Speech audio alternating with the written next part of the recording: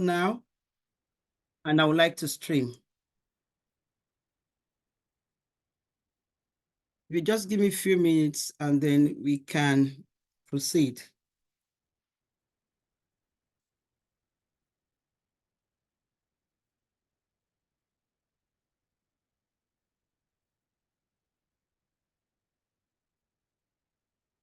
One second.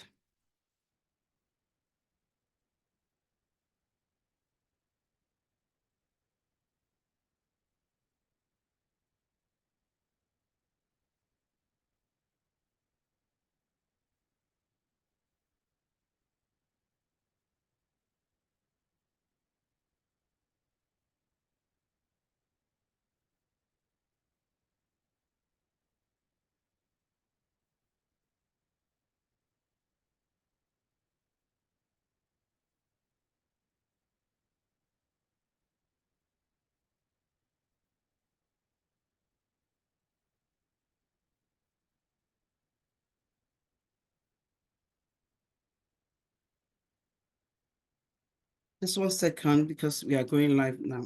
Thank you.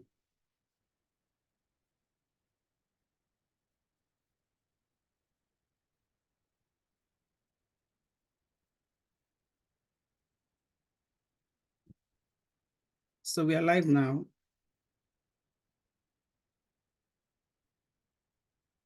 So once again, thank you everyone that has joined me this afternoon. Today is going to be exciting.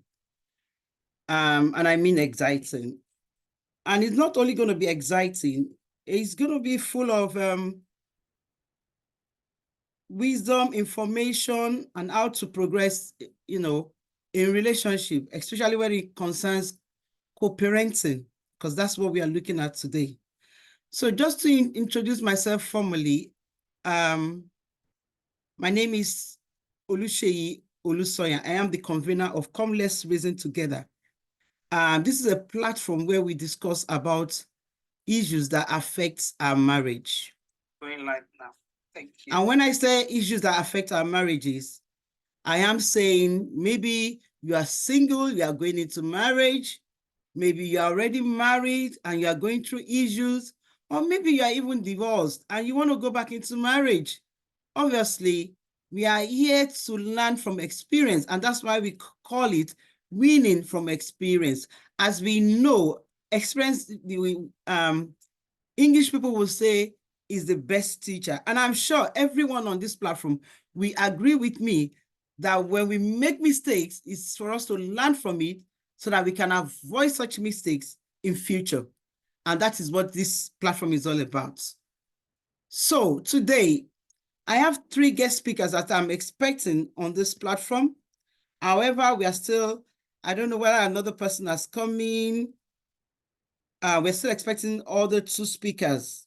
But I'm sure that most of the men and women of God on this platform are full of knowledge. And so they will be contributing as well.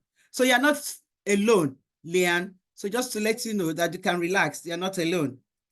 So we are going to be waiting for Tiffany Ave and Tisha Winker. So hopefully they will join us as we go along today. Now we are looking at co-parenting after divorce, the strategies for success. The strategies for success. But I'm going to give it a little bit, twisting, kind of. And why am I giving it twisting? We've had this topic discussed 2 weeks ago, because this program, this talk show is a bi-weekly program. It's a bi-weekly talk show where we discuss different issues. And I'm sure a lot of people that are on this platform will have, agree with me that we've learned so much from different speakers. Even some of the participants that are on this platform, they've been my guest speakers as well, and we've learned from each other. And that's what we intend to do. And we're not doing it just for ourselves. We're actually doing it for the children that we have and the grandchildren that are coming behind us. Because what we want to do is to share knowledge. Some of us, we didn't get this opportunity to understand what marriage was before we dabble into it. And for most of us, it cost us a lot. That is just something that we still cannot put the jigsaw together. But what we have been learning now is kind of becoming an exposure to us to understand that even if we are going to the next one, we know exactly what to do. We know how to maneuver ourselves through it and not become a novice. And especially for the children that are coming, even those that are married, those that are still going into it, they now have the basic knowledge that marriage is as beautiful as we can always think about it. But then you have to use a lot of wisdom to stay in that marriage or to make that marriage works. So today we are going to be looking at co-parenting, but I want us to look at co-parenting when we are dealing with stepchildren.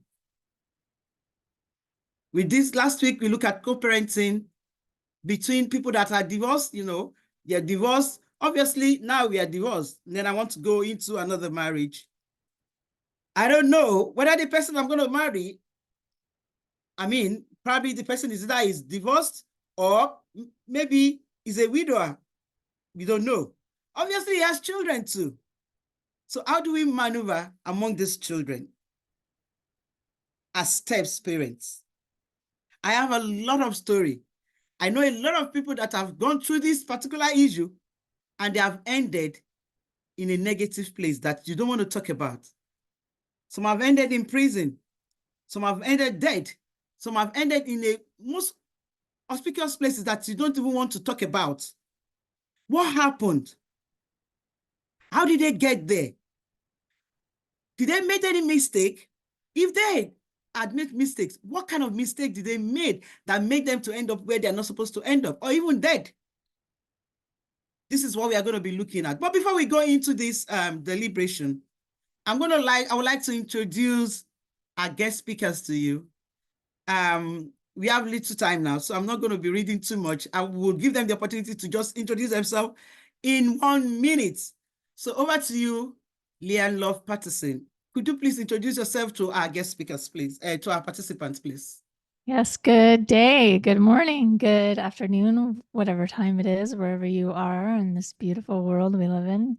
I am Lainey Love, and I live in Canada, and I am so happy to get to be here to talk about this amazing subject with you. I would love to speak on what it is to be a child living in a new family, a broken family, what it's like to be a stepchild. So that's definitely my experience multiple times over. And I don't think that that's talked about enough. The children aren't really given a voice as to what it is that's happening with them and for them, and how everybody could show up with more of an open heart, because I think that's what it comes down to. It's just, it becomes a heart conversation, opening up your heart. And when you do that, what kind of magic can take place from that place? Thank you very much. I'm so grateful that you want to come and share your experience with us on this platform today. And hopefully we will learn a lot from you. Thank you for joining us. I think one of our guests too is in here. Tiffany Ave is in. If you unmute yourself and introduce yourself to the participants on the platform today. Yes, good morning, good afternoon, good day, wherever you are. I am Tiffany Harvey. I'm currently reside in Baltimore, Maryland. And, I'm here just to really speak on, what it is like to really not only co-parent after you have separated, but also how does that really affect not only you as a parent, but as a child? And that is something I have been, going through for the last couple of years of how to co-parent, not only with a difficult parent, but the effects that it's really having on my son.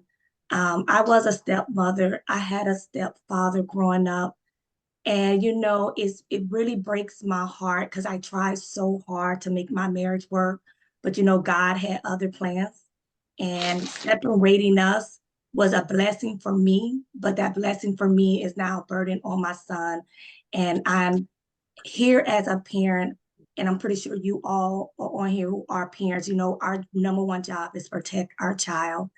And I'm here speaking on that platform of how not only to co-parent with a difficult parent, but also to protect your child and let them know that it's not their fault and we still love them. Thank you so much, Tiffany. Thank you so much for that. And I'm so happy that I'm so excited that I'll be listening to you and we'll be learning from you. We'll be sharing your experiences. And it's a good thing because that's the only way we can learn. So we are still expecting Tisha Winkler, and I hopefully think she will be able to join us this afternoon. So once again, I want to welcome everyone that has joined us this afternoon. This is a learning platform, and this is issues that affect our lives. And I'm sure that we all know that marriage can either make you or can break you. Either make you or either break you. And I always say to people, when you see people that are high flyers, go back and check the foundation of their marriage. So if you marry rightly, you are bound to enjoy that marriage. And please, if your background is noisy, can you please mute so that we can enjoy this discussion? So if you see a home that is happy, it's either they married the right person and they are pulling the strings together. But where your foundation is not palatable, it is bound to be, problematic. And that's what we see, people going through divorce and all that. But we are not going there today. I think it's another topic that we've thought about, and we're still going to come back to it because I've received a lot of emails that want us to go back to this story of, divorce and all this stuff. We are not going there. We are looking at co-parenting. Like you said, you've been divorced before. Now you're married to another person. The person has children. Is it that you two, you had your own children, and now you want to co-parent those children? But before we go into that, we call that kind of relationship or family, we call them blended family. So let's start from that. Maybe from Liane, what is blended family? In very brief, so that we can have time to, discuss a lot of areas. Very briefly, please.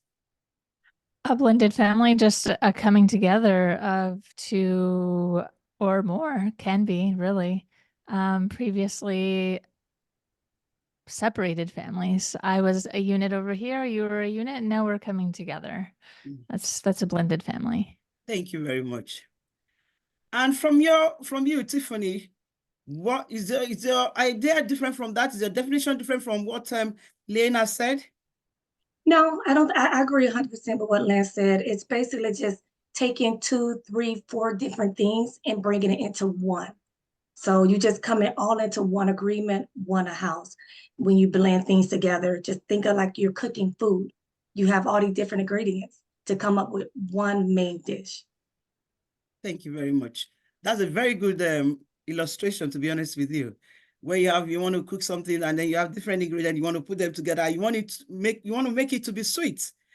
But sometimes we could put a bit of one ingredient to be too much, and then the soup becomes sour. And that's where we are today. That's what we are looking at. Thank you very much.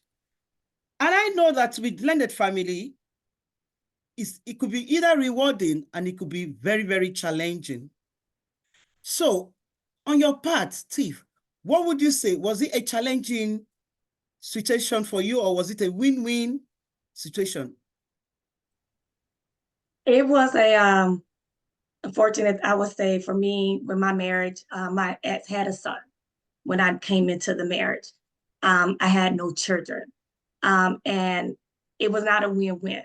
And the reason why it was not a win-win for myself or for his son and the overall family, because the person who should have brought us together, who should have been doing the blending, he did not do that. He let us be on our own to try to figure out. So I had to figure out how to communicate with his son. And his son had to try to figure out how to communicate with a new woman outside from his mother. So if you didn't have that one person, that main key person in the middle, which was his father and my husband at the time, didn't help blend it together, it didn't work. So for me, it got worse when we had our child. It's like we got more divided. So we never became one cohesive family at all. Wow. So it was no win-win. It was very challenging as far as you've just told us. We're going to get there because we want to know why it was challenging. So I want to ask Leanne, what is your own take around that? Because you said you are a product of being a stepchild or stepdaughter, or, so tell me in your own terms, was it something that was palatable for you, or was it something that was very challenging and you had to find your way out of it or something? Well, I mean, first of all, any relationship is challenging. I mean, humans with humans, we all have our stuff. And the most important thing in any dynamic, regardless if you're a blended family or not, is communication. So what my experience is, and probably I could speak for everybody, the experience is that clear communication hasn't taken place, and that's why the breakdown occurs. So when my mom, for instance, was bringing in different partners, she's married, this is her third marriage, there wasn't those clear ideas and how everybody was going to behave and what everybody's roles were, and nobody was ever brought together to talk about how do we exist as a family, what's this person's roles, what's their responsibilities, what do you want to take on, what do you not want to take on. And like so many things in relationship, and certainly in marriage and children, I mean, we avoid the necessary conversations because they feel uncomfortable, but that's the only way we're going to achieve a success, is if we make it really clear, okay, I'm a parent with a child. Let's talk about this before we get married. Let's talk about this before you meet my child. Let's talk about this with my child. So we can all have an idea as to how to work together so that we can have success, and we all have clear expectations. And that never took place. We were all just kind of slammed together. I never knew what to expect of my mom or my stepdad, and I always wanted them to love me and always wanted them to want to act like my dad and be my dad. And that never was the case unless it was convenient for them, because they were hoping to get something. And that definitely shaped many different aspects in my life, but it was also, like we're talking about, a wonderful teaching moment. I mean, the expectation that we're going to do anything and everything perfect is unrealistic. I mean, what we hope for and is this master class, right? That we're going to take the lessons and we're going to apply them and make that into wisdom. And also, like, taking it further, like God's definitely has this plan, and we're here for a reason and a purpose, and definitely integrating what that could be into our experience as well. Wow. Thank you very much. That's an eye-opener, because what you've just said now is the fact that even when you are going into relationship, after a failed relationship, and you're going back into a relationship whereby both individuals, the two individuals that are involved, as their own kids, just like you will do when you are still courting, probably like a single person, or when you're still dating, you're still courting, you have your, discussion about what you want, how you want this relationship to be. So that is something that's supposed to have been a basic discussion before you go into that marriage. But then it's missing. So everybody just moving like a moving train, and, thinking that when you get there, you'll have to sort it out yourself. And that is something that you felt that makes the whole journey very, very impalatable. Wow. Wow. Okay. I'm going to first ask this question. From your experience, and I'm speaking to probably Tiff now, from your experience, do you think co-parenting stepchildren is something that we should embrace? Or do you think there is a way out of it? Mind you, when you want to marry someone, you got to marry them with their baggage. irrespective of their position. If you say you love me, then whatever baggage I'm bringing to that marriage, you must love me with all my baggages. And this includes my children. But we have seen in so many ways, I have a story to tell around it. I have a story, and I've seen a lot of people that had entered into, just like Leanne said, enter into marriage. There was no discussion, there was no practical baseline or whatever. And then mistrust comes into that marriage, that either the man end up in prison or the woman end up dead. And this is what we are saying. So is co-parenting stepchildren, is it really, or is there a way out of it that one can safeguard? Because we're talking about safeguarding in this area now. One can safeguard himself or herself from that relationship. So over to you. Let me say that co-parenting and being a step parent is hard. Let's just say that. It is a very difficult and hard thing to walk into, especially if that child has both parents in the picture and they are good parents. So you're coming into a situation where you are now falling in love with that parent, but now you have to love that child because they're a package deal, like you said. But what if something really does happen? And that's where Lynn was saying that the discussion has to happen. Those hard questions and discussions we don't like to have. Let's just be honest, as human beings.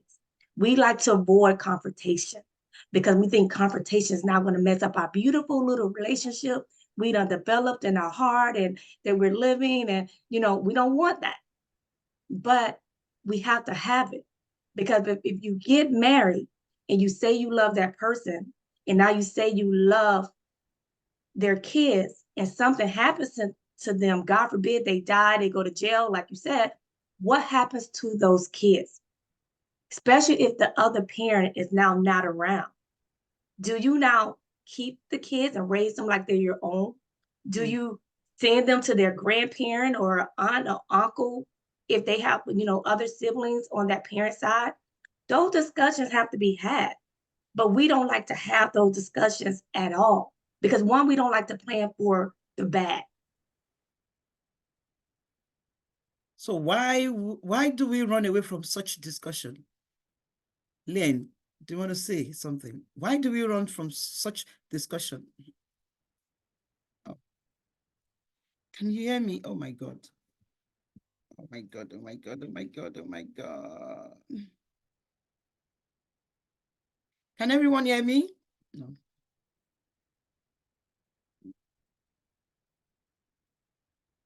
We can clearly communicate to say what it is that we really want, because we have a fear. It all boils down to fear.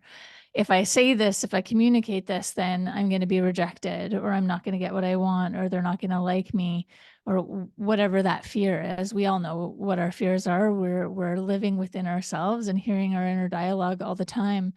But it's ironic because ultimately it's that fear of non-communication that ultimately brings about the fear that we had in the first place, which is usually the dissolution of the relationship.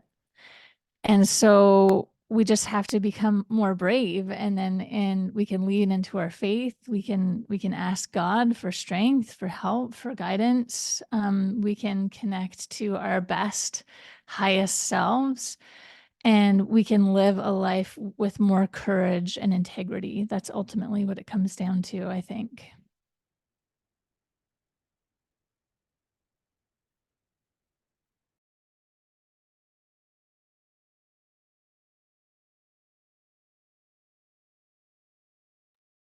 Unmute yourself. Let's see, we can hear you.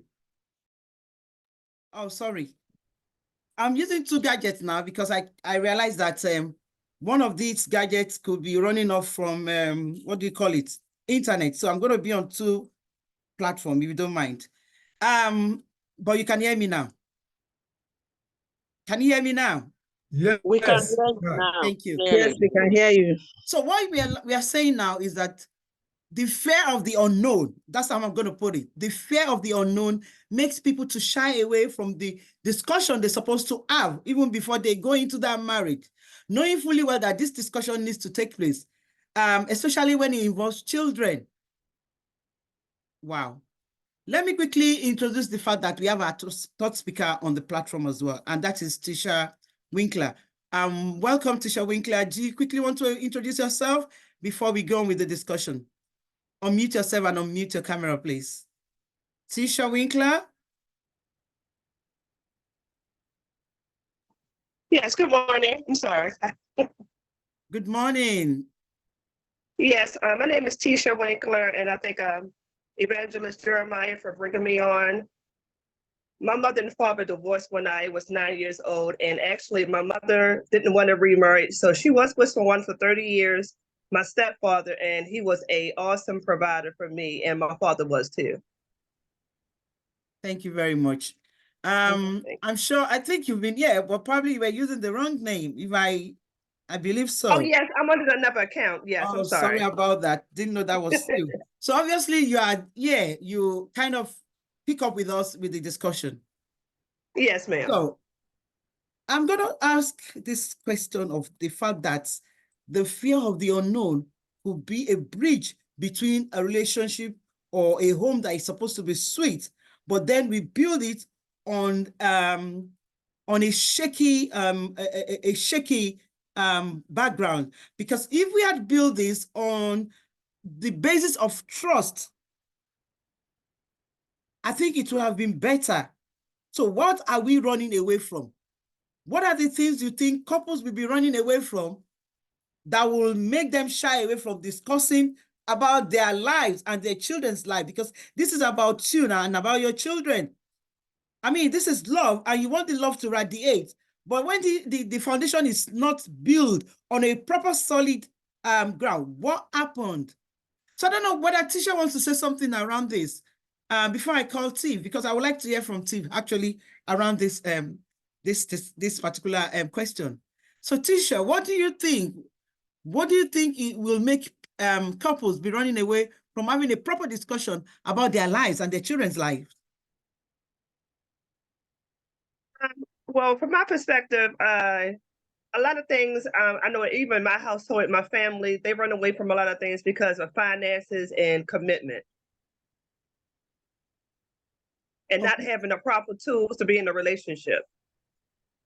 Commitment. If you say commitment, in what sense? But because we are looking at co-parenting here now, but we are looking at co-parenting stepchildren. We all have our baggages that we're coming with into this relationship. Yeah. And we both love each other. That's why we've tested each other as individuals. Yes. Because before I would say I want to go into another relationship with somebody else, after a divorce, I must be comfortable with that person. I must be 100% sure within myself that he is the right person for me. Well, of course, he knows I'm coming with the children. So what will make me not to shy away from telling him that this is how I want my children to be involved in this relationship. This is how I want you to deal with them. This is how I want you to, the kind of relationship I want you to build with them. What will make us be running away from that? Because it is a key factor to having a buoyant home. So please, over to you. Well, I can say I have a stepmother too. So my father's been married for 30 years. So a lot of times I know my stepmother, she really didn't want to take on a lot of things, raising someone else's children. Because at that time, my father, his finances are really out of the place. So I guess she didn't really want to get that baggage too, because during that time, she had to pay child support for me and my sister. So it's a lot of things that people go through before deciding to take on different types of relationships, and you have to look at all causes, just not the children, but when you take on these other person's children, what's some things that you're going to have to put in place? Because sometimes it comes with challenges. Okay. From your sentence now, you mentioned something which actually caught my ears, because I'm really opening my ears to hear this discussion, because I'm really, really interested. You said someone else's children. Someone else's children. Obviously, that child or that children in that marriage belongs to either another man or another woman. Yeah. But then you are going into another marriage. knowing fully well that this person has gotten some children from previous marriage or marriages, let's put it that way, and they're coming to you, and you have yours as well. Would you see those children as somebody else? Because that is the basic truth. They are other people's children. They are not your child. They are not your children. Yeah. But however, you are getting married to the father of another woman's children, vice versa. Would you see them as someone else's children in your dealings with them? And if you do, how do you think that marriage will click and will work, especially if those children are of age that you cannot even compromise? They can speak, they have their voice to speak. Tiff, I don't know, I'm getting really excited now. I want to come to Tiffany. What would you say? They're not anyone else's children. Let's be clear. When you date, marry anyone with kids, they become your children. That child now has not 2 parents. That child has 3, maybe 4 parents. 2 moms, 2 dads, however, but that is something everyone needs to communicate and that's one of the biggest problems that sometimes we think it's just about that man and that woman. No, it's about that other parent too. That other parent should be brought in that relationship before you marry anyone. So everyone is on the same page to know how this child will look at and what that child will call each of them, out of respect. So when there's any difficult times, challenging times, I'm going to know that is my child. If he gets sick, they don't have to call his biological mother, his biological father. They're going to have my number because I'm going to be listed down as a parent. Wow. But those discussions are not had. I know for 100% from my case, I missed that mark. Even though I knew in my heart I should have communicated with that mother, I did not, because I was listening to this man who I said I love and thought he was being honest with me. And that's another problem that we have in relationships. We believe that person we so-called love, and they wouldn't lie to us. They have the best interest for everybody at heart. But then you kind of find out they really have their own interests at heart. And that's why a lot of relationships fail, because they start off, like you said, that foundation started off with a lie. One quick question before I go to Leanne. You said something about having a discussion with the other parents. How I don't know. How is that going to be possible? Because I'm very interested in this thing that you've said. And I think a lot of people on this platform and people that are listening to us will be like, wow. Yes. Do you think it's possible that the person that has left that marriage will want to have a discussion with you? That's the question I need to ask you. Do you think you might be willing to want to discuss, but there's some people who are still in their husband, even though they are divorced. This is reality. How do you think that person, even if you want to have a discussion with them, how do you think that person will be comfortable enough to say, okay, let's have a discussion? Even in this modern age that we are talking about. I think every situation is going to be different. Okay. And I would say everybody have to look at the situation. One, how old are the kids? How old are the kids that are going to be affected? If they are younger kids, you need to have that discussion with that other parent. Now, how long have they been separated? How long have they been divorced? There's a lot of factors that has to come into play here. But do I think at some point you have to have a relationship with that other parent in order to effectively parent and raise those kids and co-parent? Co-parent is just not you and the father, you and that one person. No, co-parent is a group when you decide to remarry. And I think we miss that piece. We miss that big piece. And that's why one of the reasons why co-parenting is difficult and it's hard. It is more challenging because, like Lynn said, and you asked that question, we don't want to take on the accountability and the responsibility, i.e. in having those hard discussions. And one of those hard discussions is, hey, I need to meet your ex. I need to meet their mother because I need to understand how she is raising your child. Everybody has different perspectives, even when you're married, on how to raise a child in one household. So if you don't have everybody's perspective, I may be respecting you, but at the same time, disrespecting that other parent, and I don't even know it. Absolutely. That's a key factor, you know. Thank you very much for that, Tiff.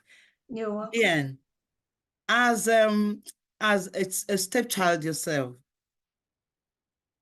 do you want to share your experience? Did you experience this thing that we have been discussing as a stepchild yourself?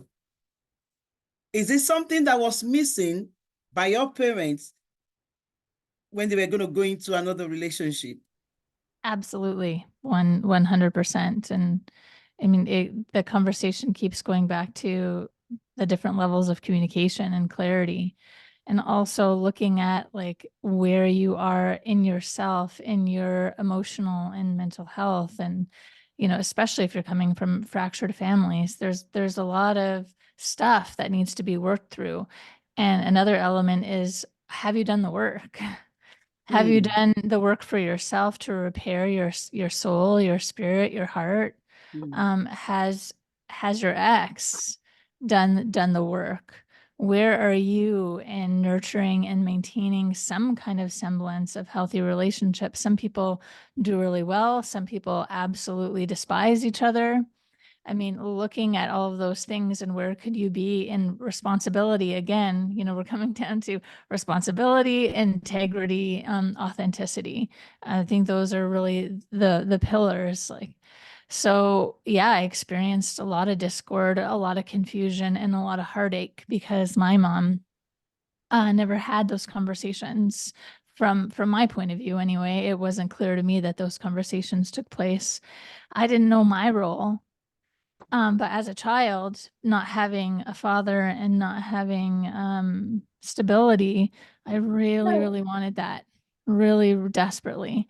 I wanted one of my stepfathers to really take me on and love me as their child.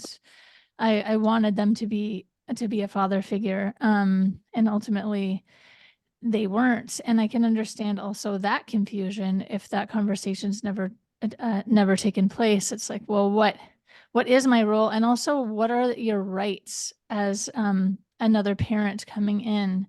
I noticed that a lot. There's a lot of confusion there, and a lot of conversations I have also, you know, with my friend group. It's they're the step parent, but okay, I'm expected to have all of these responsibilities and to be there and to show up for the child, and yet I have no rights.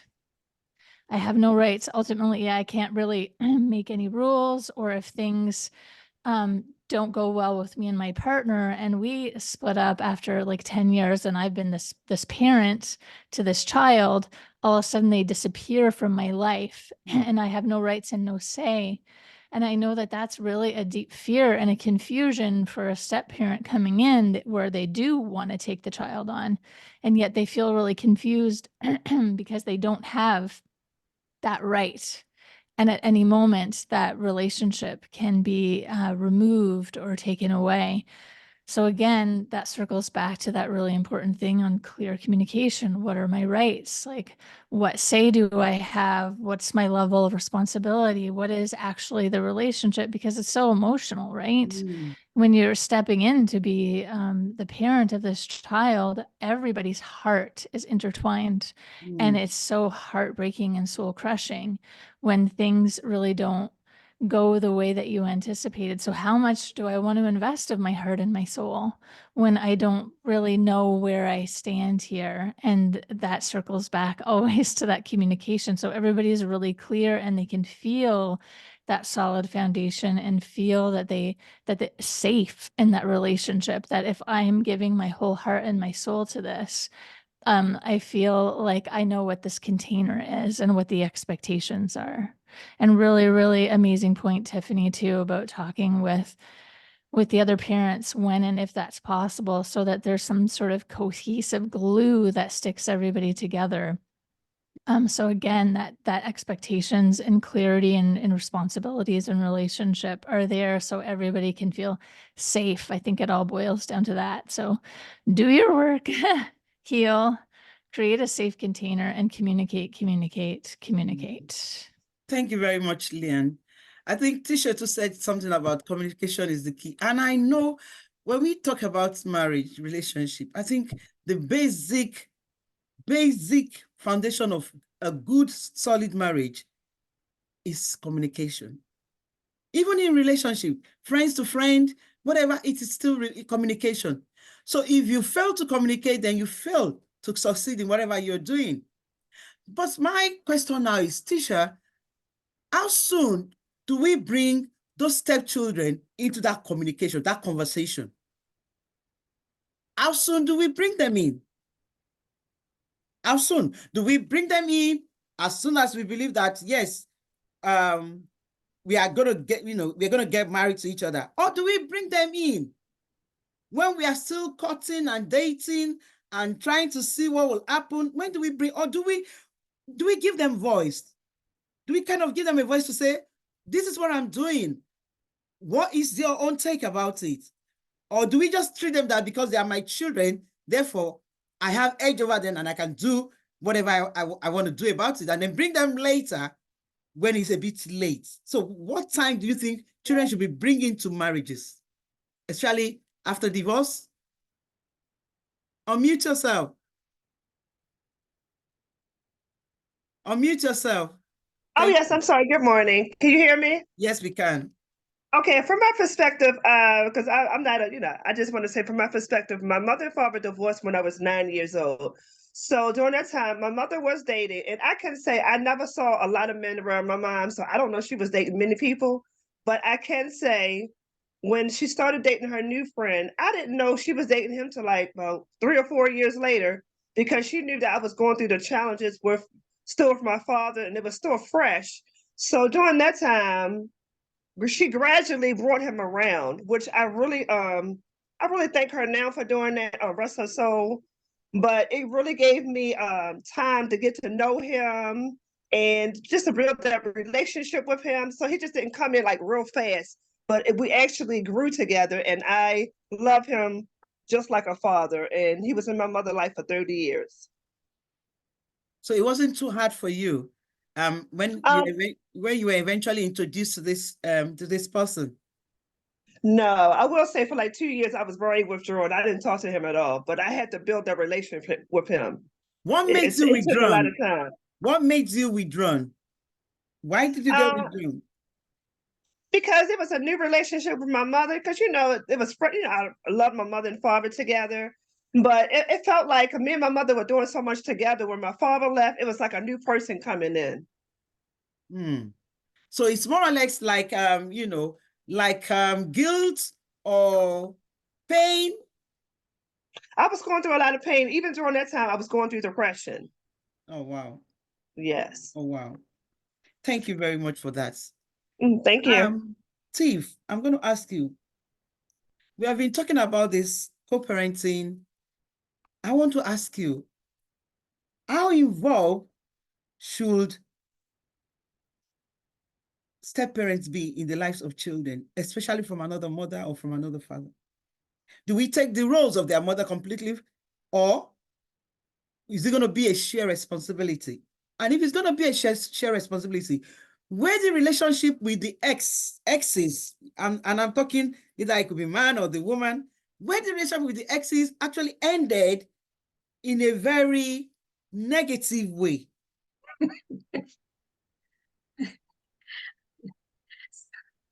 How do you do that? How do you go about it? I'm going to say, and I'm going to speak from personally and speak from what I mean. Experience, yes. We would like I'm giving you life experience, true right now at hand. If for me, my ex is one, he's a narcissist. So that's a whole nother level of co-parenting with someone who is very immature, someone who still has not accepted his responsibilities in the breakup of the marriage. And then that now bleeds over into now how you're going to raise a child, your kids. He right now has no respect for me as the mother, and he has no respect for my son's feelings of bringing someone new in the picture. So every woman he has brought in my son's life, keep in mind, he's only 5. He has now told them, and the women have gone along with it and put something negative in his head, i.e., this is your sister. They're not related. This is your stepmother, and they're coercing him, making him call a new person their stepmother. Keep in mind that he's only been dating or known these women less than 6 months. So I have no say. I'm finding out from social media. I'm finding out from PIs or whatever going on. It's to the point where my son is now 5 and is in therapy because he didn't know how to communicate. He's dealing with his mother and father recently divorced, and now his father is bringing some other more than one woman in his life. They're telling him, I'm your now new mother, you have a new sister, and then they're ripped away, and my son is now blaming himself. And since 5-year-olds, 3-year-olds, 4, they don't know how to communicate. So he started self-harming himself. Wow. And I had to put him in therapy. But co-parenting with someone who is not mature, don't take responsibility, it does bleed on the kids. And it does bleed on the other parent. And believe it or not, it's going to bleed on whoever's coming into that relationship with him. Because they are ultimately responsible and accountable for everyone that's coming into that child's life. They're ultimately responsible for every decision, honestly, when it goes on with that other parent, because you're not giving that other parent a say. And most co-parenting, good co-parenting situation, again, it boils down to the communication and just the respect that we are looking for as the biological parent. We know we're going to date and we know our children are going to be involved, but at a respect, know your child and their maturity level, their emotional level, before you bring people in to their life. Absolutely. Because you could do more damage than good. Wow.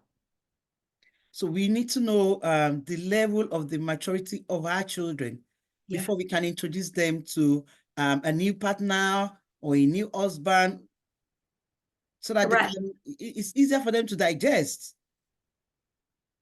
Wow. So I'm still gonna be asking this question. Should there be boundaries then? Should we put boundaries in there? Leanne, should we put boundaries? Like a step parents, do you have to put boundaries between you and those children? Yes. However, Well, this is a challenge. If you put a boundary, Yeah. the children you are taking over, what about their own biological mother or biological father? Do we know the kind of conversation they have with their children? And now that conversation could actually affect you as the new partner, because that is what will actually make you to create a boundary. So how do we create a boundary, and what level of boundaries should we create? Well, this is a really important conversation, and we have no control over what's happening with other people. So whether you're the biological parent or the step parent coming in, we have no control as to what's happening in other households with other relationships. So how we can safeguard that and how we can do the best job that we can do there in terms of creating boundaries is having really open and honest conversation with the child and treating them with respect and treating them like an equal in those conversations where you open up your heart and you talk about the situation. You don't try to ignore that it's like not happening. It's okay, this is happening. This is who I am. So whether you're the mother, since I'm a mother, I'm your mom, and I am separate from my child's father, and he is very similar to Tiffany's. But all I have control over is myself and my actions, and then I let my son know what's happening. Okay, I'm your mom. At the end of the day, this is my role and this is my responsibility. And so I get to ensure within him, instill within him who I am and what my role is. And then I can talk about how other people are going to perhaps show up in his life. And then we discuss, well, what do you think about that? So this is what happened with my father, and maybe he introduced a girlfriend. Great. Well, what do you think about that? And what do you think that a girlfriend is? And how do you like how she acts with you or shows up with you? And understanding the difference between, yeah, maybe you're going to have another mom. If your dad got married, then you would have another mom. Well, what does that mean to you? What does having another mom mean to you? And so the more that we can like talk about these things so that your child can then like start to think about those things and then understand what the differences are. Like, that's great. I welcome that. More love to my child. Great. Have another mom, but your other mom is going to have a different role and responsibility than what I have as your mom. But isn't that wonderful that you would get the opportunity to have so much more love? Like, I really welcome and celebrate that. But what is that role? And who would that person be in your life? And I hope that they would want to show up as a parent, and what parents do in unconditional love and showing up in support and all of those things. But at the end of the day, I'm your biological mom. And that can mean I can't make that mean something to him also. Like, I can't say, well, I'm your mom and you should do this. Like, he's going to feel however he feels based on how I show up for him. Based on the conversations I have for him. So those boundaries, yeah, become important, but ultimately at the end of the day, a lot of those boundaries are created by your child, by their interpretation of what's going on. So that's where, really sitting down and having dynamic conversations with them and explaining what the difference is, and explaining like, okay, if your dad has a girlfriend, this is what it means. And if she leaves, this is what it means. That's your dad's responsibility. That's your dad's relationship. Or, the flip side, that's your mom's responsibility. So, and I found that my son is really, really stable in those ins and outs because I'm having those conversations with him all the time. Thank you very much for that. Let me quickly put this question across before I go into the new question. You were having conversation with your son as the mother, but then the men, the husband, do they have such conversation with their children? Maybe. Like, that's again where we come back to, I have no control as to what other people are doing.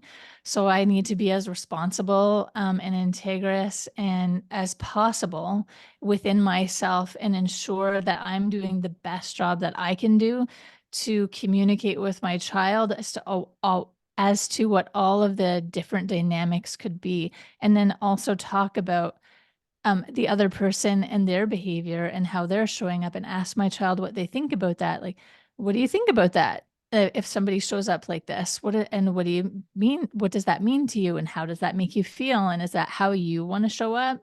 Or is that what you like in a relationship? Children are quite capable of having really dynamic conversations. Absolutely. And the more that we do that with them, the more they're able to form their own opinions. And ultimately, that's what's going to give them the confidence and trust within themselves, because they know what it means. They spiral off because they have no idea and they don't feel safe. They don't know what's going on. They don't understand and they don't feel safe. And if you communicate with them and allow them to come to the conclusions themselves, then it really, really builds trust and stability. Yeah.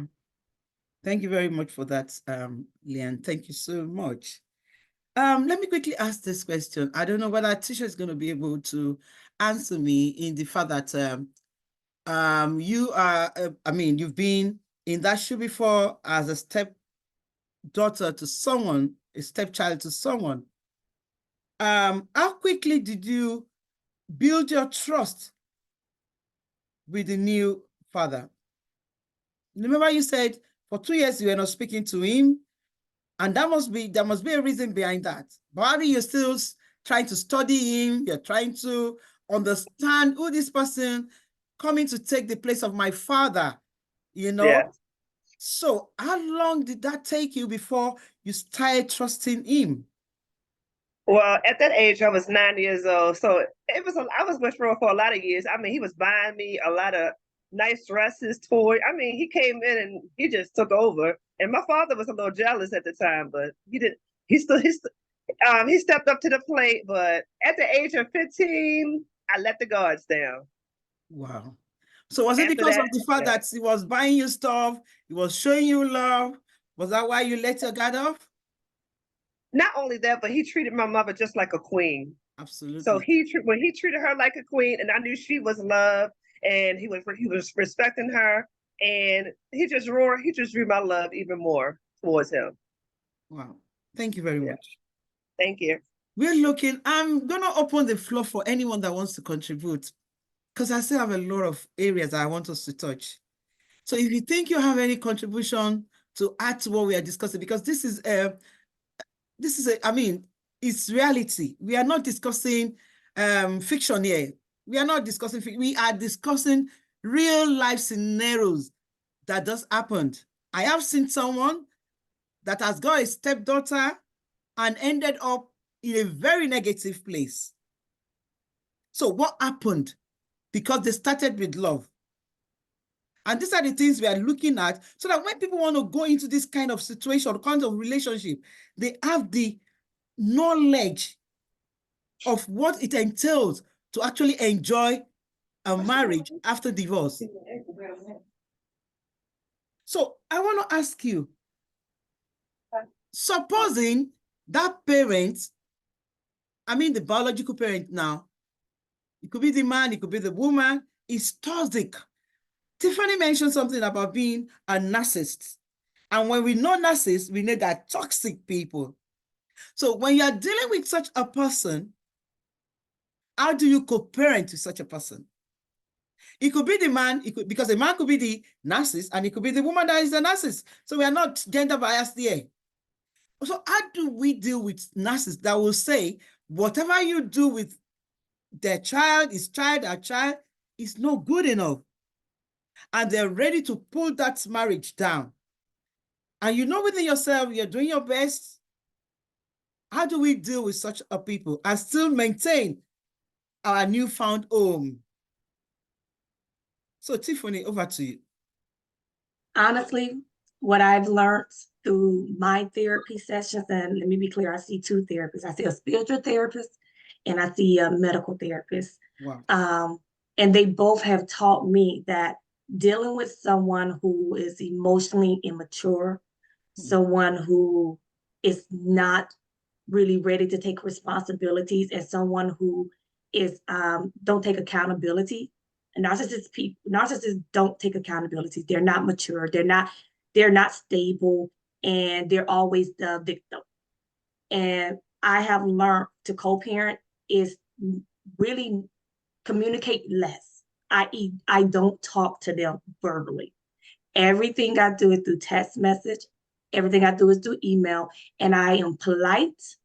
I am calm. And I do not let that person anger me at all, because I learned that's what they want. They want to anger you. They want to push your buttons. They want you to get to that next level. And then it's your fault. This is why we can't communicate. This is why we can't raise this child together. You always making a big deal out of nothing. So I've learned through therapy to take a step back. And before you communicate with them, nothing is going to come out right. So when you have a positive mindset and you know who you are, and all you just trying to do is convey what's going on with your child, whatever they say is not going to bother you. So I don't feed into the negativity. I keep it positive, and I keep it about my child, and I never go on down to their level. Wow. So you need to find a way to communicate with such a person. So that's why are we doing that? Maybe you can tell us, because some of us, like me now, the question I would ask you, why were you using such a method of communication? Why? Why do I use that method of communication? Yes. Just give us an insight into that. Yeah. So when you're dealing with someone who's, I'm gonna say, emotionally intelligent, not emotionally intelligent, that meaning they're very mature. They're basically like they are 40 years old, but they act like a 10-year-old. So you have to treat them like they're a 10-year-old. but you have to stay the adult. 10-year-olds like to have tantrums. Kids like to have tantrums when they can't get their way. They like to throw things. They like to blame you. They like to accuse you, but they're a 40-year-old person. So to stay sane, let me tell you, one is before you could be a good parent to your child, you have to take care of yourself. You have to be mentally strong. You have to be physically strong. You have to be emotionally strong. So I learned what I needed to do first to be strong and heal. And that's what I did. So after I healed, I had then learned, who am I dealing with?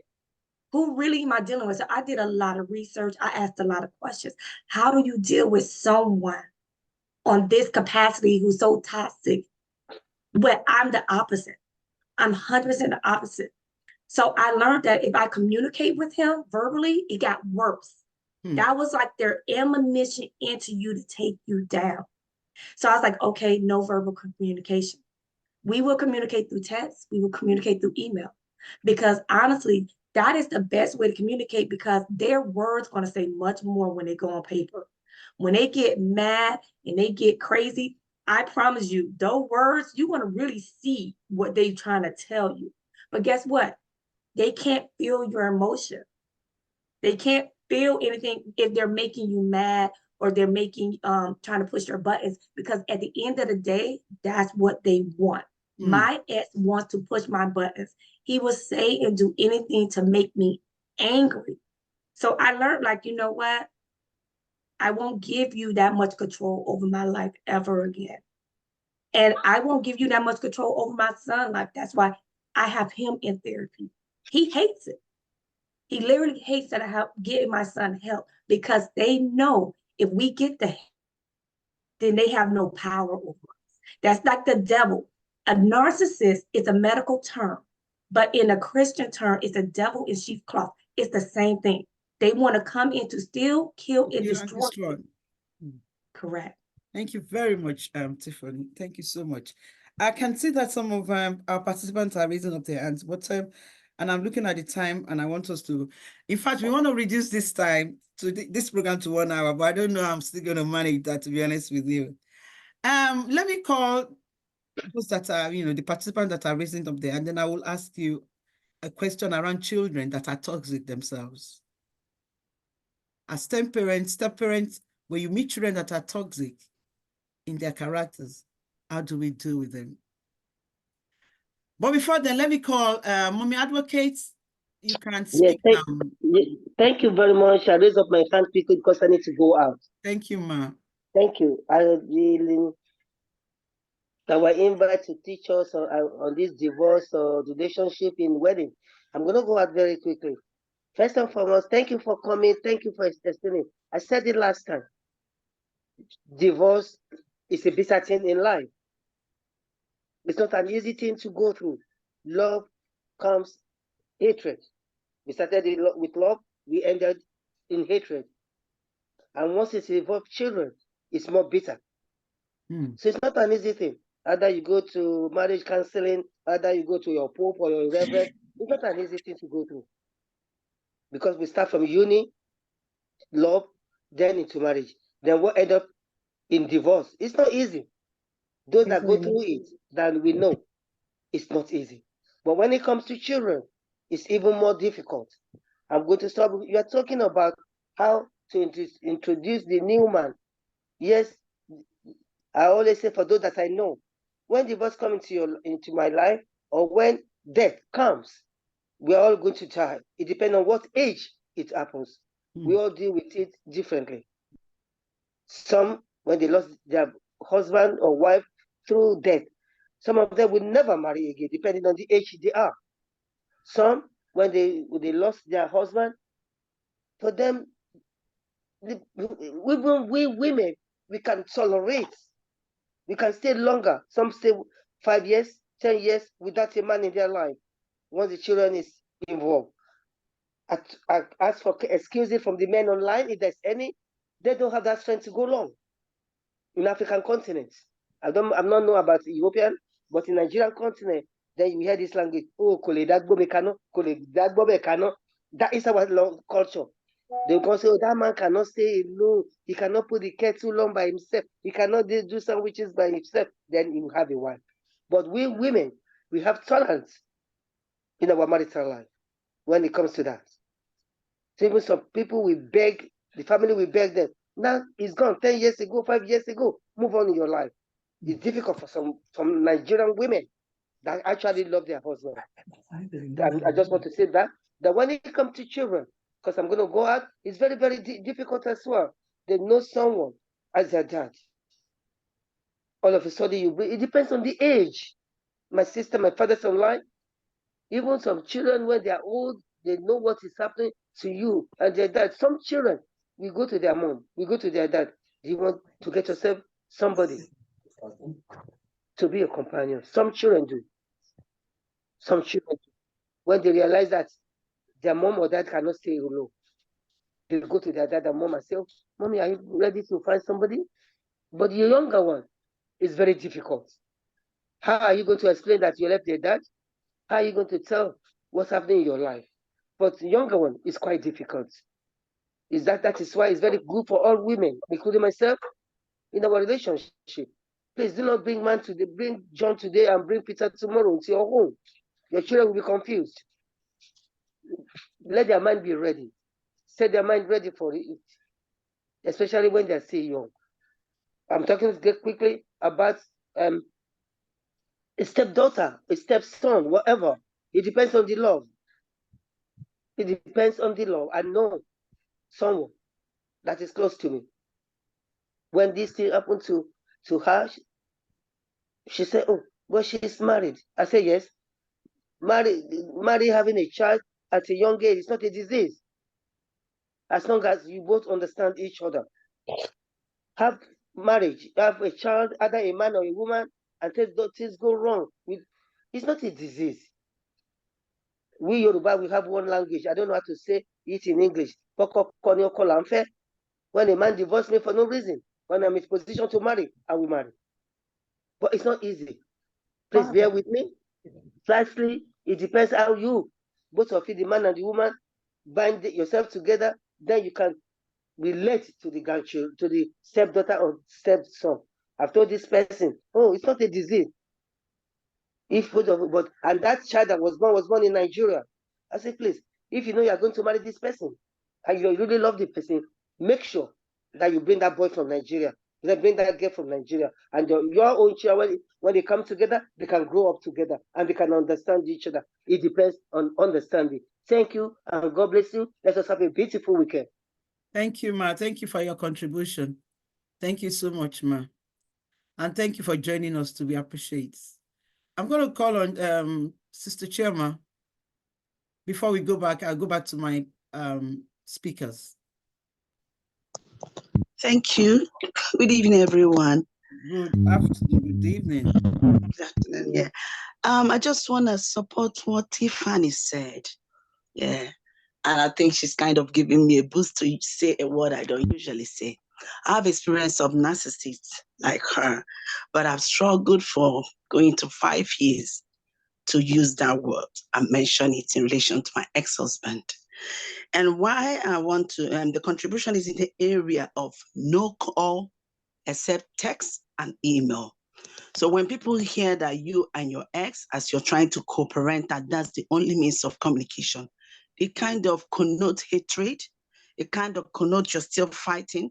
It kind of connotes that you're such a stubborn one, you don't want peace. But I'm glad it's what you shared. It doesn't mean that if you have lived with someone for years and communication never worked, except when everything is on their terms and it didn't work for the children, why jeopardizing your mental health and jeopardizing the future children's stability in what relationship should be? And just like you, Tiffany, I went for therapy and I'm privileged to take my daughter for therapy. I'm fighting to get my first son into therapy. I'm working on that. And why am I doing all this? To do much I can do in God and in myself for their future, for them to know what is right. now I'm planning to co-parent. To tell you, and why am I sharing this? Narcissistic personality or some personalities are so difficult to co-parent with. If you like call down heaven, it won't work because they are like a god of themselves and want to rule everyone. And that's why when you describe them like they are evil or devilish, it is accurate. So in my own case, it's actually the court I'm using to get him to be involved. And why did I have to use the court? To get an order to state for us how communication should be done. Because I know there's no way he will follow whatever I say. It's all me and the children follow it. The advantage of this, it does not only, like Stephanie said, protect your mental health, helps make sure the children mental health too. It provides structure. Structure is stability. A child needs a structure growing up. And if you're a woman or a man that have gone through narcissistic relationship and you have managed to heal and build a home with a structure, you don't want something else coming in to destabilize it. It will affect the children. So it also provides a structure for you in a future relationship, because no man or woman wants to come into your life without knowing you're stable enough to handle your ex and handle your children. Because narcissistic or any difficult personality you've been married to, be you a man or woman, will still affect your co-parenting with a blended family. I don't know if I'm making sense. Yeah. You're struggling with the difficult personality. That's like me struggling with my ex-husband, with my children. And if I happen to remarry, the struggle I'm having with him will also affect my second marriage. So if I'm able to get that structure through courts, the communication with him will be text and email. And with text and email, having lived with my ex-husband, he does not like record keeping because it exposes his words. Because every time I am lying, So once I have the text and email, I don't only read it, I show the children, this is what mommy has agreed with daddy. Then he's stuck in being what? Accountable and proving his words. Wow. Thank you very much, Emma. Thank you so much for that. So we are getting more clarity around why emails and text messages were coming into co-parenting. I can see one of my mothers too raising up her hand, but permit me, Ma, to quickly go into the chat room and read. I've got Sister Chema said something Okay, about ma. we avoid add topics. That was when they said the basic thing that we need to do when we are going into a new marriage is to have solid discussion around everything and not to shy away from things. And she said, because we do not want to take responsibility or be accountable for any outcomes related to the topic, that's why we avoid it. My daughter too said that is absolutely true. I agree. The other parents have to agree to how the kids will be parented. And Sister Chioma said again that it is 50-50 possibility depending on so many factors. Tisha said is a communication. Communication is the key. And we put it there, please subscribe to our YouTube channel. We now have a YouTube channel. Come Let's Reason Together TV channel. Please go there, subscribe, like, and share on our behalf, please. Global Ministry, okay. Liens too said, okay. I don't want to read people that have left. Mommy Alberta said it takes only the grace of God to be able to do things in a proper perspective. And I quite agree to that. So Tiffany has just put in there the book that she wrote. She's a writer as well, which she titled Healing But Not Broken. It is an inspirational journal and workshop, and you can purchase that on Amazon. So if you are interested, that is the link there, which you can actually click on and purchase your book. I'll come to Mommy Prophetess Akpata. Thank you very much, ma. Good afternoon. Sorry about earlier on. I was outside. It's okay, I just ma. got in now. Thank you very much, ma. This is a topic that is dear to my heart. I've just been breathing heavily since I've been listening to it. I bless the name of the Lord upon all our teachers and the contributors. Yes, the last country, I didn't remember the name, that said about communication through mail. Yes, I did that with someone. You know, it wasn't me personally, but somebody, two people close to me. So I advised them that instead of, because every time they come together, they shout, they argue, and then that is it. We can't settle. So I said, all right, start communicating with text and email so you can record it. Sometimes it's recorded and then you can play it for the children, because when the children are with dad, they behave one way. When they go to mom, they behave another way. So one day I was talking to the children, I said, we don't know how to do, because mom tell us do this way, dad tell us no, do this way. So sometimes we're confused. So when they see people, they don't really know how to interact with people. They just look and say, but this is not you. Say, but we don't know. Mom is saying, don't do this. Dad is saying, you must do this. So which one do we do? I said, how can your dad and mom be telling you two different things? Huh? So which one do you think is right? And sincerely said, we think our dad is right, but we're with our mom. So whatever dad is saying, we can't bring it into mom's place, because mom don't want to know, especially when I say dad said it, that is it. She flares up. So we don't know what to do.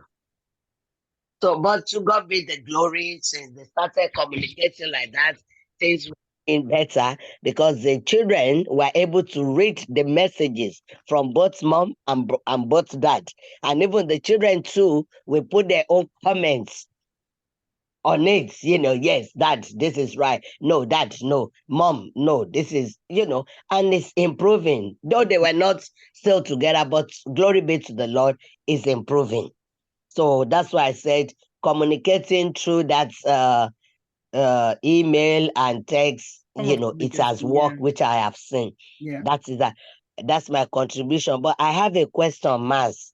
Go ahead, ma'am. My question is, when the children are not living with you, but they're coming to you, like, you know, let's say an African man that is married, but then has another children. Okay. And now he brings the children to the house. You know, he said, that's house. If you understand what I mean as a Nigerian, you know, bring the children, and the children were not well nurtured, they're not well cultured. And then the wife is complaining that, you know, you can't behave like this. It's not right. And the daddy said, you know, it's not me. That is how they do in their house. What do you want me to do about that? And this started to cause problem between the husband and the wife. So in that case, what should the wife do, or how should they? Because the wife cannot go and co-parent the kids or go and tell their mom, this is it, this is it. But when they come to their dad's place, the woman, the wife is there. But the way they are behaving, the way they are doing, they're not, you know. So what should she do, or how can she get the husband or whatever to, you know, make the choice? Is it the wife that is making a crisis out of nothing? Because that's what the husbands always say, you're making a crisis out of nothing. They're only here for, few days. Why can't you tolerate? Thank you, sir. Thank you, ma. Thank you very much, ma. Thank you. And I think, Mama, you just break the table, because that was the next area that I wanted us to actually discuss before we leave this platform. Like I said, we are trying to stream this talk show to like an hour, probably because of our YouTube, so that people are able to listen to us, because we kind of looking at it that if it's too long, it could be a bit problematic for people to actually sit down and be watching that on YouTube. But now we are actually discussing this, and it's so difficult to just break it. I want to look at the fact that this kind of scenario that our mommy just gave us is talking about toxic stepchildren. And when we have toxic stepchildren, how would you, as a step parents, deal with that issue without hurting your partner? or without looking like as if you are a bad stepmother or bad stepfather. I don't know whether Tiffany and Tisha will want Mr. Adewale, who is raising up his hand, to answer that question first, or you want to share your own opinion first? What time you put your clothes on for the party? I don't know whether you want me to answer that question or whether you want me to contribute, whichever I can. Okay, ma, contribute, ma. Then I will call my guest speakers to okay. share their own thoughts. Okay. I'm talking from experience of being a safeguarding officer in the last 30 years. Great. I work in the field of safeguarding. I work in child protection, and I've been doing that the last 30 years, and I've seen a lot of co-parenting that works. I love the fact that you are here. I love the fact that you're here, because I was going to bring that in. And now that you're speaking, you've just taken it from my mind, because that is a safeguarding issue. Go on, ma. So I've seen co-parenting that works. I've seen co-parenting that hasn't worked. And when I just by chance looked at Apostle Alagbabode thing, and I saw this going on, and I quickly joined because it's an area of interest to me. Because I go to court almost every week, like looking at a number of co-parenting where children are suffering because this is going on between the parents. And I think the success actually lies on the initial parents being able to deal with the situation. For most situations, the marriage, the divorce are actually not being ended properly. There are still somebody hurting. And because maybe the father or the mother is still hurting, they've not moved on, who suffers in that relationship, in that co-parenting, when they try to move on from that relationship, they are the children. And in between, because they've not dealt with it.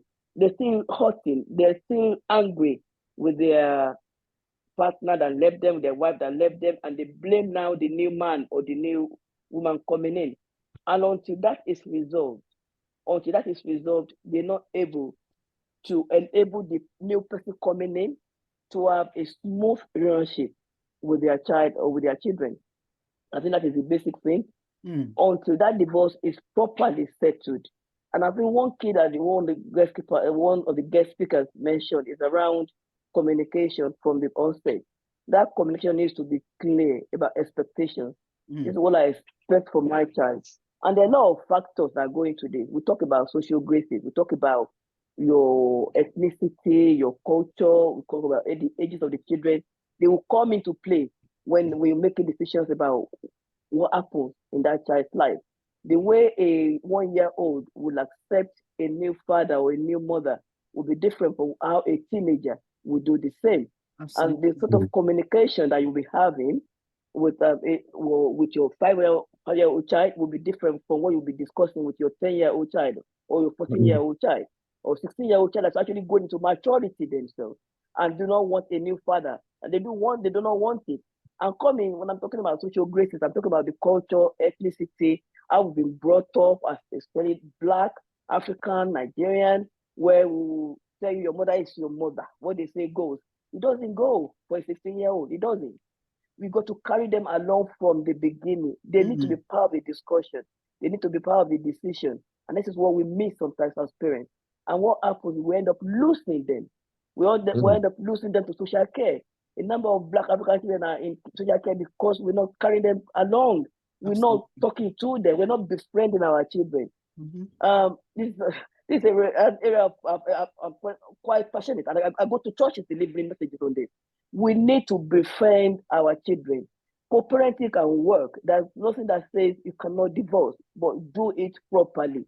Carry the children along. Be child focused. Let your child still remain in your thoughts. Mentalize them. They must be in you must be able to mentalize your child. You carry them along. Your decision should be solely based on what is best for that child, not because you want to score points. Don't try and score points. Don't try and be the best person that can speak, the last speaker. It doesn't work.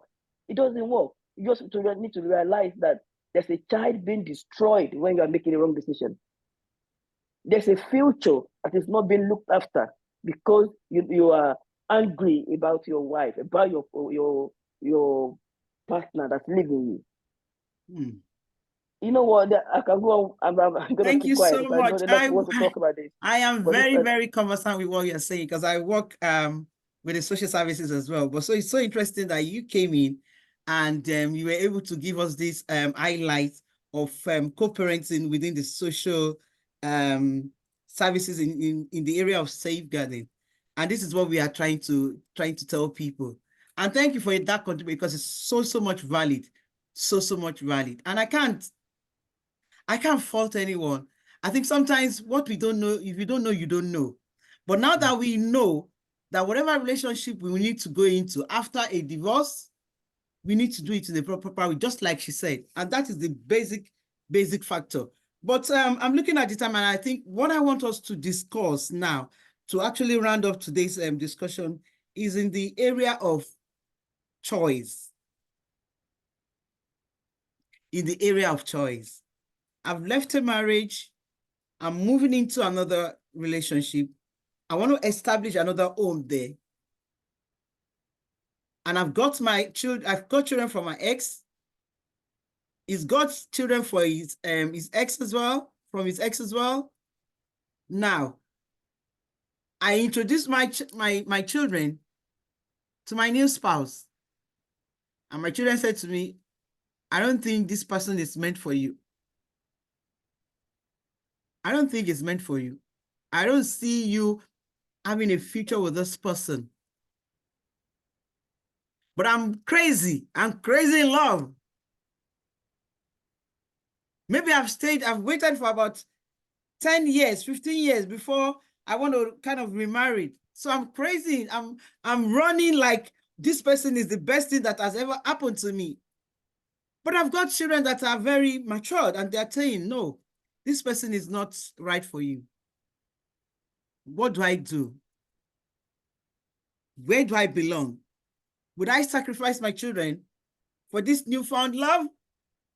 Or would I listen to my children that, yes, they may know what is right for me? Tisha, do you want to contribute to this, please? And this is the last part of this discussion today. So if you have any discussion, if you have any contribution towards it, I will be happy to listen to you. So Tisha, what is your choice? What is your take? Well, I don't have children yet. It's coming in Jesus' name, and I'm waiting to be married. So I would have to I had to tune out my children because I've been waiting this long. I would have to do what I need to do to find true love. So assuming that you're in that position, what would you do? I would listen to what they have to say and just try to reason what they have to say to me. But at the end of the day, I would have to make my own decision. Absolutely. From my own side, yeah. Thank you very much. Tiffany, thank you. Over to you. I think from my perspective, I'm from Florida, born and raised in the South. So I think I have a little bit of a different upbringing of respect where we don't always say certain things to our parents because we respect their decisions because they're adults, they're grown.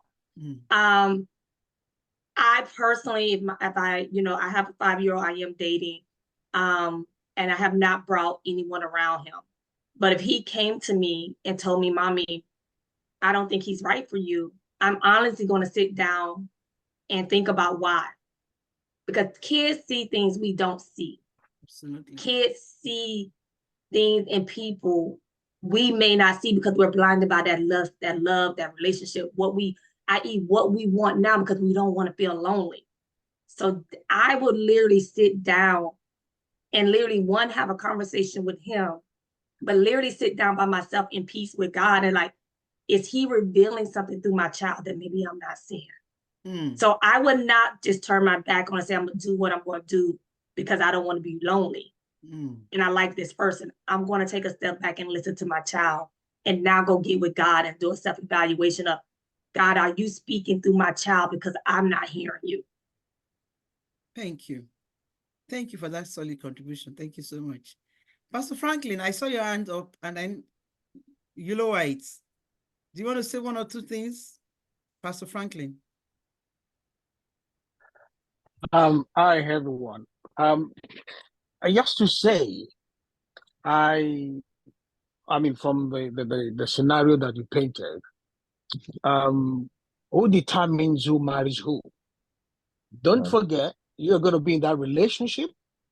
Your children are going to leave you and face their own relationship. It's good for them to advise you, but they don't make the decision for you. There is something called informed decision.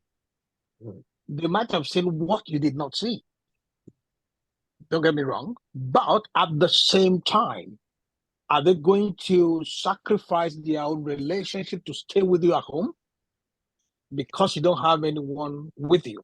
So you have to make up your mind on who you want to remarry. Ask the Lord to open your eyes to see. Maybe they have seen some red flags that you have not seen because you are crazy. You said you are jumping, you are flying, and you want to, fly to them. And in the process of that, you might have overlooked some things or some red flags that they have seen. Now, you ask them the reason why they are saying that. It should be within reason. They can't just say, I don't like how he looks.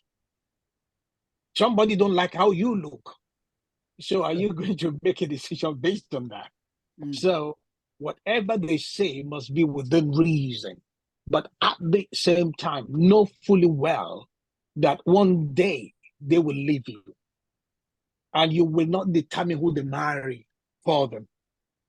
Because the table will turn around one day. And they come to you and say, Mommy, I've got somebody I want to marry. And say, I don't like that person. And say, Mommy, it's not about you liking the person. I love them. I want to go out with them. And they give you all 1,001 reasons that they need to go out with them. So it's a decision that is solely yours. It should not be a decision made by any other person. You're going to be in there by yourself. You must have learned from what happened in the past. So you'll have your lessons learned, and you know the baggages that you have, and you know what you're going to do in the new relationship. Thank you. Thank you very much, Pastor Franklin. Thank you for your submission. I'm going to go back to Mrs. Adewale. Thank you, ma'am. I think what Pastor said is the key. You need to understand where they're coming from. A number of children do not want their parents to remarry. It's not because of their own selfishness, but because they feel like some level of responsibility. Especially since their father left, it could be that firstborn that's taking that role model, that male role model in that house. So they feel now attached, they feel responsible to their mom. They don't want somebody else to come in. And it could be vice versa. It could be a daughter to a father that don't want somebody else because they see that new person coming as a stranger. So we need to understand where they're coming from because they might have valid reasons. They might have good reasons. And like Tiffany said, they might be God talking through them. But with reasoning, we need to understand where they're coming from and whether it's a legitimate concern they got or whether it's a selfish interest or I don't want somebody else new. I don't want a stranger coming to disrupt this settled family. Thank you, ma'am. Thank you so much, ma'am. So it's about, if I say that it's about safeguarding themselves as well, would you say I am wrong? No, ma'am, because they feel settled in a home. Especially maybe when the father has left or when the mother has left, they feel settled, and they have. And what we sometimes we don't realize is that when there's divorce, children actually struggle. They struggle a lot more than we know. Because most times they don't want to upset their mother or their father. So they bottle things up. They don't talk. They keep their information, their worries to themselves. But they're struggling. So now they feel that things are getting better. Maybe after 2-3 years, it's getting settled. Now, the mom now finds somebody or the father now finds somebody. They now revert back to where they're coming from. What's it going to look like? What's it going to happen to me again? How am I going to feel? Am I going to go through this emotional distress again that I've gone through and I'm not getting over? Is it going to start all over again? So to look after number one, the advice might be, that is not the right person for you. Not because they got any valid reason, but because of their own selfish interest of looking after themselves. They're not being spiteful, but they also don't enjoy the emotional turmoil that they've experienced, the trauma they've experienced in the whole process. They don't want to go through that again. Wow. Thank you, ma, for that contribution. Thank you so much. I hope we are all listening and taking it on board. Pastor Franklin, over to you. Just want to add to it that we should understand that everyone is territorial. And we protect our territories. The children might be feeling that sense of, try to exert their territorial powers and say where the person is coming to intrude. One of the things that I advise people going from one marriage into another for one reason or another that have got children is to have a prenuptial agreement.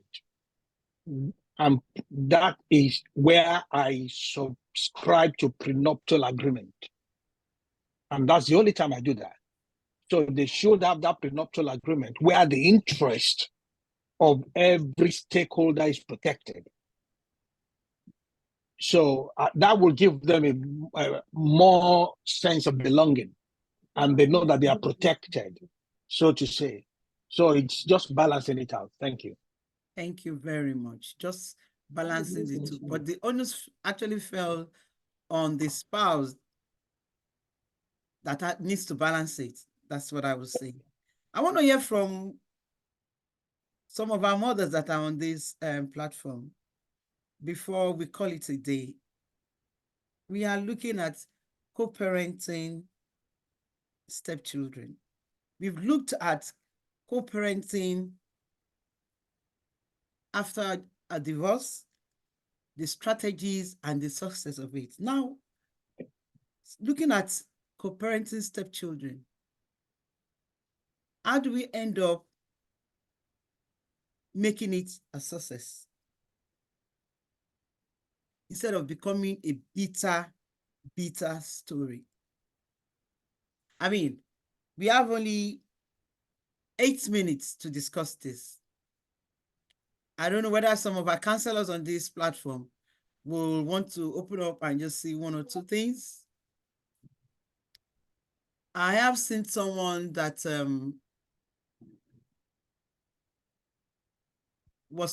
I wouldn't say married, but in partnership with another person. Both of them have children, but obviously the man has to co-parent that child with the newfound partner. The child in that family is a girl.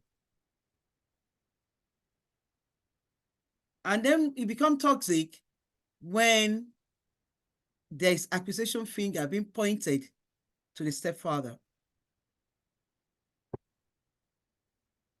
That ended, it ended in a fatal situation. How do we now tell that person in the future to co-parent another child with another woman or with another man? I would like to listen to Mrs. Adewale. Thank you, ma'am. You're welcome.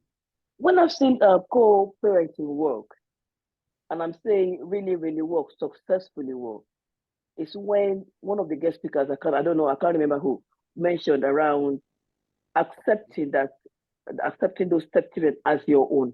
So they are not other person's children, they are your children. You can never love too much. It will be difficult. That no one is saying it's going to be easy here, because you are adopting somebody else's children, but you are accepting them to be your own. And you have to be truly, truly true to yourself and ask yourself that question before you actually start the process. Am I able to accept these children as mine? My child at the time will be difficult. They are not perfect. They will do something wrong.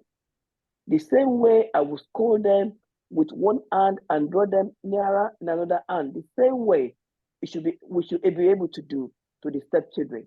And if you're not able to do that, be honest to yourself to say, this is not for me. If you are able truly to yourself to say, I'm able to do this, I'm able to accept this person as my child, and I would treat this child the same way I would treat my children. But we also need to realize that it will be more difficult than your children, because they will come up with accusations. they will come up with allegations.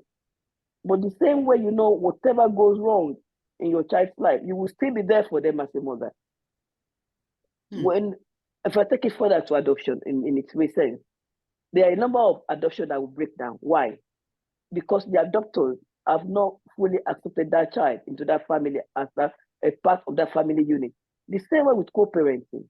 If you don't have that level of acceptance, that level of this child is mine, things will go wrong. So when they are difficult, it is mine. When they are good, it is mine. When they are receiving award, they're mine. When they are not coming back at 12 midnight and I'm looking for them on the street, they are still mine. And you have to have that level of acceptance for it to work, for it to successfully work. Because if you know what you are going into. So before you go into it, evaluate yourself. Evaluate what you are able to accept before you actually step into it. And if you have any iota of doubt, don't go into it. Step back. Because those children are not going to disappear. They are not just suddenly going to disappear. So you will have some honeymoon time when they are new into the household, everything is going well. That is honeymoon time. They will have difficult times when they become teenagers. Teenagers will always be a teenager. They will show some behavior that you think, where is this person coming from? But if you can move away from that, say, if it's my child, I will not question it. I will deal with it. The same way you deal with your stepchildren. And if you can remove that step and accept that they are my children, and before I used to have 3, now I have 5 because of these 2. That way you will live your life peaceably. Thank you, ma'am. Thank you so much, Matt. Thank you for your valid contribution. Thank you so much. And on this note, we are going to end today's discussion. It's been an interesting afternoon. Before I actually call it a day, I'm going to read through the chat room and I'm going to ask Tiffany and Tisha if they have one word to encourage people that are going through this present problem that we are discussing. Because we know we have some people that are in a relationship where they have to co-parent their stepchildren and they are tired. And we have those that are enjoying it. So what would be your take? What will you be telling them? So over to you, Tiffany. If I could leave any parent, co-parent, step-parent with any advice, you are built for this. You are built for every situation that comes into your life. Sometimes it's about the preparation and the time. So give it time for that child and that relationship to develop naturally and organically. But just know, if you're questioning yourself, like, I'm not made to be a step parent, I'm not made to be a parent, you are built for everything. God would never put you in a situation He has never prepared you for. Absolutely. Thank you very much. God will never put you in a situation that He has never prepared you for. That's the big one. Thank you very much, Tiffany. And Tisha, I know you don't have a child yet, but from your experience, what would you be saying to people that may be going through co-parenting in a challenging way? Unmute yourself. You are muted. Unmute yourself.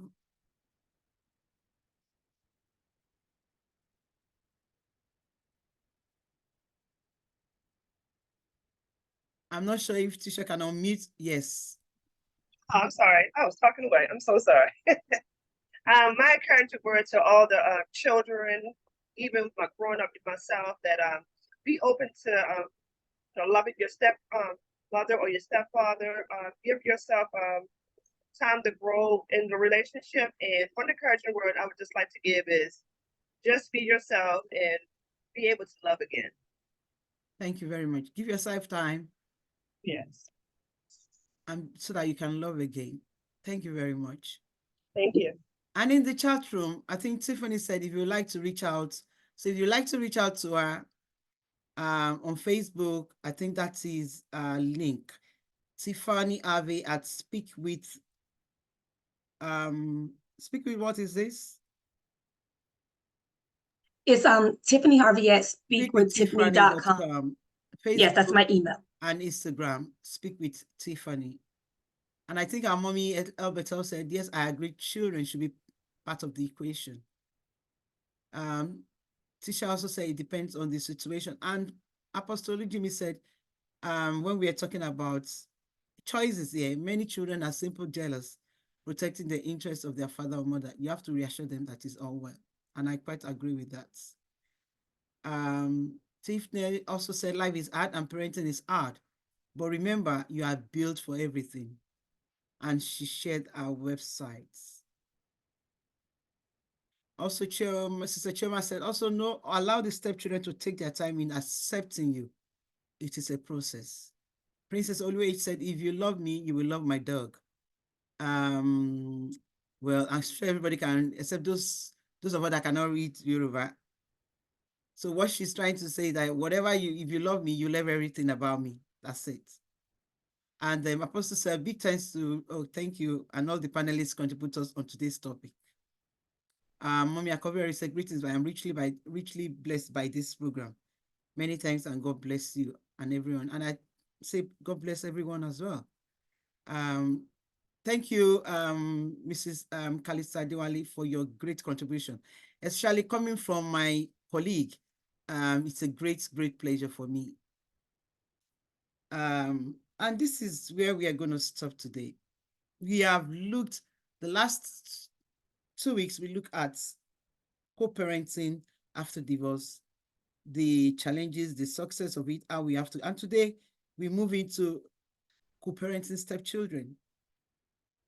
And we've had it all. I don't think I want to be repetitive here again. It is hard, but we've been built for it. So if you find yourself in that situation, God will not put you in that situation when he has not given you the capacity to be able to manage it. However, we're not praying for divorce, but sometimes life is inevitable. Things will happen to you. But it is not what happens to you that matters. It is how you bring yourself out of that and what you do in the future with whatever you've learned. Because the English people will say, once bitten, twice shy.